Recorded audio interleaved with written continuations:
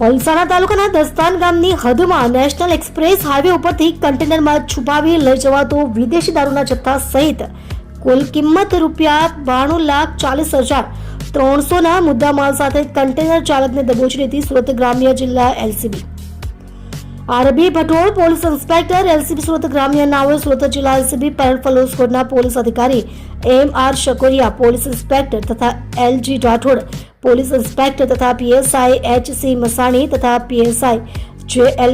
પટેલ તથા પીએસઆઈ એ.એન. ચૌહાણ તથા પોલીસ માણસોની અલગ અલગ ટીમો બનાવી સ્પેશિયલ ડ્રાઈવ અનુસંધાનમાં અસરકારક કામગીરી કરવા જરૂરી સૂચના અને માર્ગદર્શન આપેલ છે. અનુસંધાનમાં head constable Masani police inspector નાઓ એલસીબી તથા પેરેડ ફલો સ્કોડના પોલીસ માણસો ટીમ સાથે ચોક્કસ દિશામાં વર્કઆઉટ કરી પ્રોહિબિશન જુગારની ગેરકાયદેસર પ્રવૃત્તિ શોધી કાઢવા માટે પેટ્રોલિંગમાં હતા. દરમિયાન હેડ કોન્સ્ટેબલ જગદીશ આબાજીભાઈ તથા પોલીસ કોન્સ્ટેબલ દીપક અનિલભાઈ નાઓને સંયુક્ત રીતે ખાનગી બાતમીદાર થકી ચોક્કસ બાતમી હકીકત મળેલ કે એક ટાટા એલપીટી 1615 કન્ટેનર નંબર HR38V4474 માં તેનો ચાલક ગોવા ખાતેથી વિદેશી દારૂનો જથ્થો ભરીને પુણે મુંબઈ વાપી થઈ પલસાણા એના એક્સપ્રેસ હાઈવે ટોલ નાકું પસાર કરી વડોદરા તરફ જઈ રહેલ છે તેવી ચોક્કસ બાતમી હકીકત મળેલ. જે આધારે police sub inspector head constable Masani નાઓ જિલ્લા એલસીબી ટીમ સાથે સુરત જિલ્લાના પલસાણા તાલુકાના દસ્તાન ગામની હદમાં Mumbai Vadodara expressway number 4 ઉપર હાઈવે રોડ ઉપર નાકાબંધી વોચ ગોઠવેલ અને હકીકત મુજબનું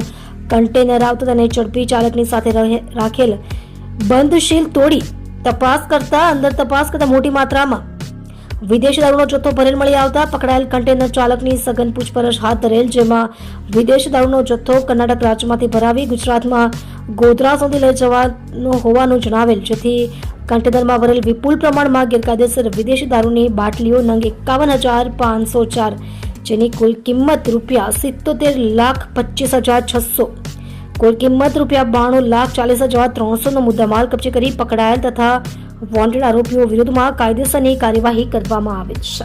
આપ જોઈ રહ્યા છો ગુજરાતની સૌથી પહેલા ખબર આપતી Surat express news channel director Rajesh મંગલેની સાથે.